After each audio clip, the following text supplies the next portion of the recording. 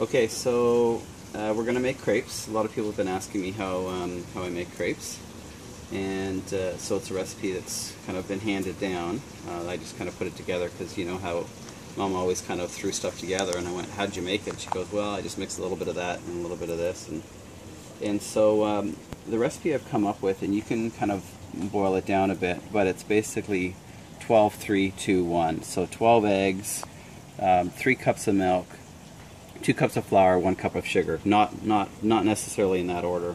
I always start with the eggs, and obviously you can hand mix this or use a you know, blender or something like that you want to use. But I think one of the important things at the beginning is that if you want to, now you can add, if you want, butter at the beginning into the mix if you want. It makes it really good for cooking. There's probably about 3 tablespoons of butter there that's been melted. And but if you're going to use butter and put it in the mix, it needs to go in with the eggs. So it's a special celebration today, so I'm just going to put that cooled melted butter into the eggs. And for those of you that do a lot of cooking, it's kind of, you just know that any oils will mix in when you're doing the egg part. So the next stage is I always kind of throw the flour in at this stage. I don't put it in, like sometimes people put all the liquids together, like all the milk, but that becomes too much liquid, and then I can't make if I'm doing it by hand, I really can't kind of blend the flour in. So this way there's enough, let me say, resistance when there's very little flour, very little liquid. So like I said, you can do all this in a, I don't know, not even a food processor, but a blender. I used to do it in kind of the bullet kind of thing. But you can see how the flour really gets mixed in here. And it's not like pancakes when you make pancakes, normal pancakes, where you have to worry about, you know, how much do you stir the flour in, like how much do you mix it. It's not a big deal. I've never found it to be a big deal here. So you notice it's really thick. This will not be thick at all. As we start mixing things in, you'll notice crepes becomes a very, very liquidy mixture. It'd be almost like water. So just while we leave this for a quick second, let's just go over. I'm just going to put the frying pan on. And just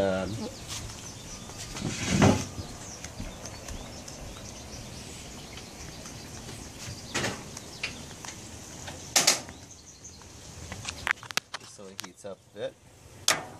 I usually use a cast frying pan.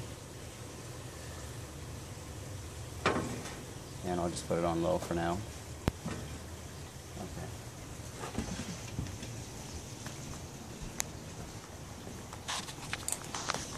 Okay, so what I'll do here is I'm just going to add the sugar, just to put all those ingredients in.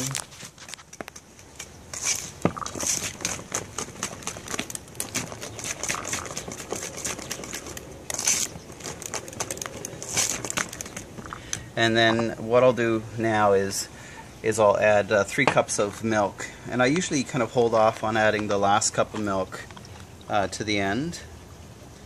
And the reason is, depending on the size of the eggs that you bought or that you have, really depends on how much liquid you need to put in, how much milk. So this is a 1 cup measuring cup, and we'll put in, say, 2.5 cups kind of for now in here.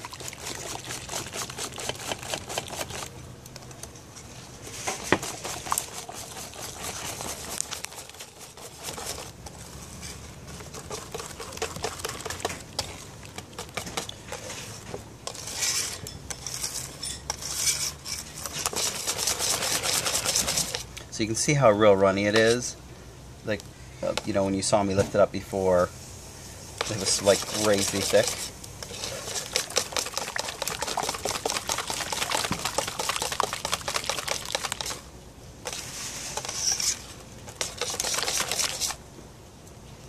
So this looks quite good.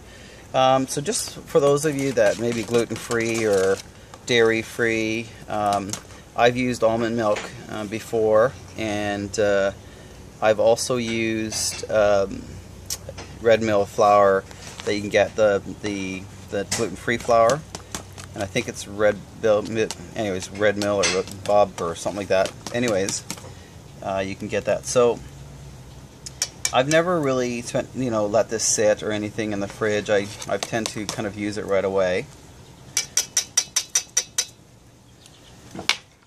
Now you can, if you wish. One of the things with this recipe is it tends to settle as you're kind of cooking it, or as you're waiting to pour this into the pan, scoop by scoop. It tends to settle to the bottom, and so you need to always stir it. So you'll kind of see me stirring it before we put it in the frying pan. And the other option you have is you have an option, instead of using a ladle, you have the option to put it into a maybe a container like this, and then pouring this into your frying pan. So you have that option as well, to put it into some kind of a container. But we'll use this for now. Hopefully that works. And this will be, I'll use this to stir it as we move along. So let's see.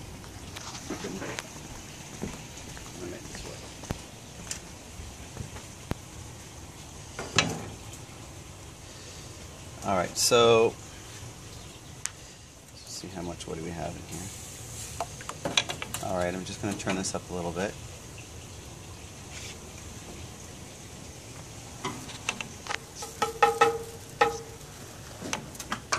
So this is a real favorite during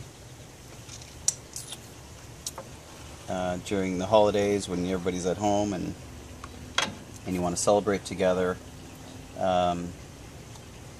As you get better at this, you may want to run 2 frying pans on the stove. We're doing this outside, just as a beautiful morning, and it's just a great opportunity to cook outside here. So I use cast iron only because that's what I really like to use, but you can use anything else. I think the important part, that I just had to eat that, the important part is that the heat is distributed evenly. Sometimes the other pans, like the aluminum pans, they just don't work properly. So, alright, let's put it in our first amount. Sometimes you really have to experiment. So there's the amount that I put in. And actually I'm going to get a hot pad because this is getting warm. And so I'm just going to, swirl that around a little bit. It's not like a normal pancake where everything kind of gets, the bubbles come up, but that's a good indication. I do use sometimes my hands, and what I should get is, I'm just going to grab something to put this into. But you see how quickly that cooked up, and you don't want to leave it sitting that long on the other side. So the other side will kind of look like that, and voila, you are done. So if you kind of look at, cooked up really, really fast and really yummy, you can roll them up like this, or not. So just give me a quick second and put this on something.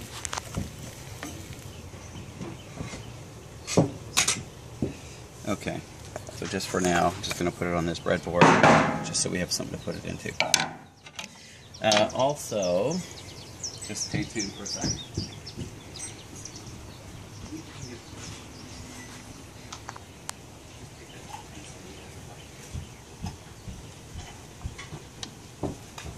Okay, so one of the things is I like to use a spray. It doesn't matter what it is, just kind of a spray, whatever your favorite is. I'm stirring it again, then I should have a hot pad for this frying pan, so we're going to go get one. I guess getting the temperature right on these is sometimes difficult. So the longer you wait in between, like I just did, the hotter the pan gets, and it's hard to regulate. So getting a little bit of a rhythm going is important.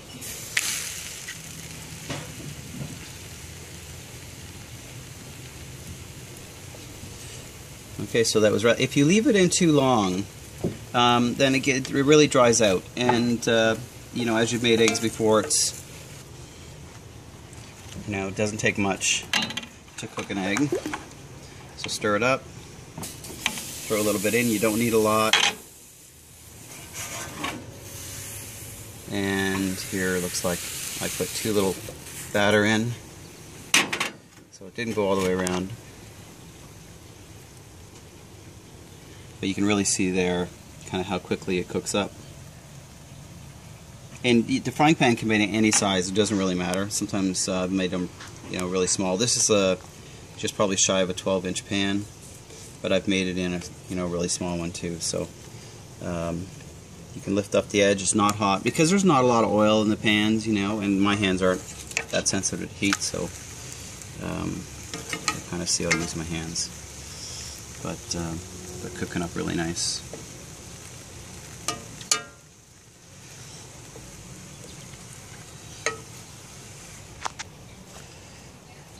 Okay, just a quick bit more spray.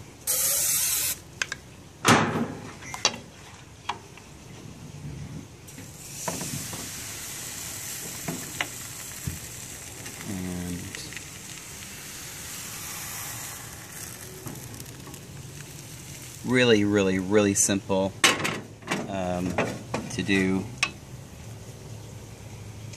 I think the hardest part always is getting the right frying pan and getting the temperature right. And actually it was pretty simple out here. Sometimes though you end up regulating back and forth until you do it right. The first few aren't perfect, but they're still edible. And as you notice, that I basically tend to use my finger to lift it, and maybe on the other one I can show you that, you know, if you're scraping underneath it becomes hard. These are a little bit easier as well because we put some butter in into the pan, or sorry, into the mix, and so that butter really does help to make sure it doesn't stick. So I'm going to not put any oil in this time. It looks like there's kind of enough residue. So we'll see how that goes. Okay. And not enough again. No big deal. It's still edible. Sometimes we make faces with these things, right? So, kind of like I was saying before, and you know, if it doesn't just come off really easy like this, then there's not enough oils in the pan, because you shouldn't have to kind of scrape this off at all. If you want to use two of these spatulas instead of your hand, just to lift it up and get underneath, and then flip it over, and I always use my hand to straighten it out. I'm sure there are gloves out there that can protect your hand. But so that's basically it. What we'll do is we'll add on kind of how we decorate them. And you can eat these cold with, there's got sugar in these, but you can make them without sugar. And it's the sugar that causes them really to brown up like this. So without the sugar they won't brown up as much or take longer to brown up. But these are sweet crepes, and you can use them kind of for a nice breakfast treat or a dessert. But you can make them also without sugar. And without sugar you can use like a seafood, something like seafood in the inside or anything like that. So let's use a full ladle. So this is kind of the full, so this one's a little bit thicker, so we'll see what that looks like. I like to give the edge some thickness if you can, just so that it's easy kind of to lift. And I used more here. You're going to notice that I just went around until it actually stopped, so there's no more liquid. It's going to take a little bit longer to cook this one.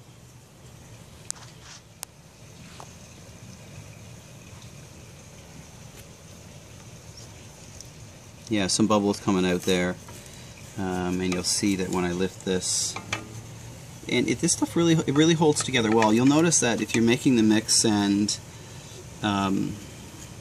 you know, it starts to fall apart, it's probably because there's not enough flour in it, or you made it too thin, like it's too liquidy. So there you go. So we're gonna just count, I don't know, let's say to 5 seconds, and that should be enough. Basically, almost before you flip it over, it's really done. It's just giving it a little bit of color. The tendency I've seen is that it stays too long, and then you have a real dried out, rubbery crepe. So there you go. I think that's it. Have a great